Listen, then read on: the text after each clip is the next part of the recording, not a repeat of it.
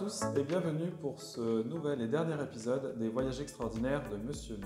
Aujourd'hui, nous suivons Hector Berlioz pour son premier voyage en Russie. Nous sommes en 1847 et vous allez voir que le voyage est assez rocambolesque.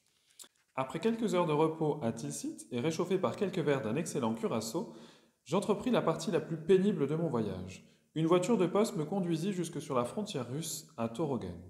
Là, il fallut m'enfermer dans un traîneau de fer que je ne devais plus quitter jusqu'à Saint-Pétersbourg et où j'allais éprouver pendant 4 rudes journées et autant d'effroyables nuits des tourments dont je ne soupçonnais pas l'existence.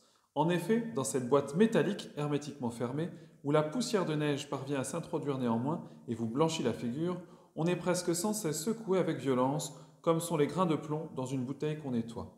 De là, force contusions à la tête et aux membres, causées par les chocs qu'on reçoit à chaque instant des parois du traîneau.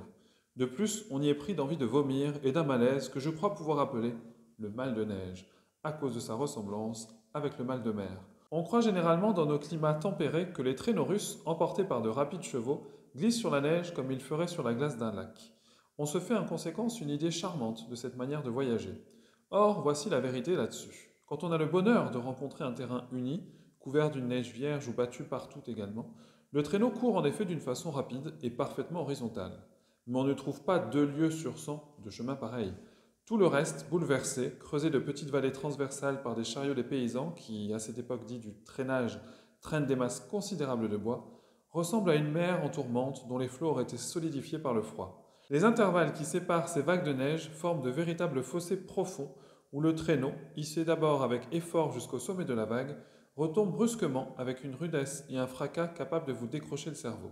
Surtout pendant la nuit, quand, cédant un instant au sommeil, on n'est plus préparé à recevoir ces horribles secousses.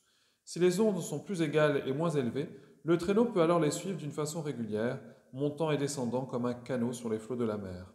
De là, les maux de cœur et même les vomissements dont j'ai parlé. Je ne dis rien du froid qui, vers le milieu de la nuit, malgré les sacs de fourrure, les manteaux, les pelisses dont on est couvert et le foin qui remplit le traîneau, devient peu à peu intolérable. On se sent alors tout le corps piqué comme par un million d'aiguilles, et quoi qu'on en ait, on tremble de peur de mourir gelé, presque autant que de froid. Enfin, un dimanche, 15 jours après mon départ de Paris, et tout ratatiné par le froid, j'arrivai dans cette fière capitale du Nord qu'on nomme Saint-Pétersbourg. Et c'est justement à Saint-Pétersbourg que Berlioz connaîtra un grand succès, mais aussi à Moscou, et lorsque 20 ans plus tard il reviendra en Russie, c'est dans un wagon-lit chauffé que le voyage se fera, bien plus confortable que ces traîneaux russes de 1847. Et c'est ainsi que se termine notre série sur les voyages extraordinaires de Monsieur B. Nous espérons que ça vous a plu. À bientôt.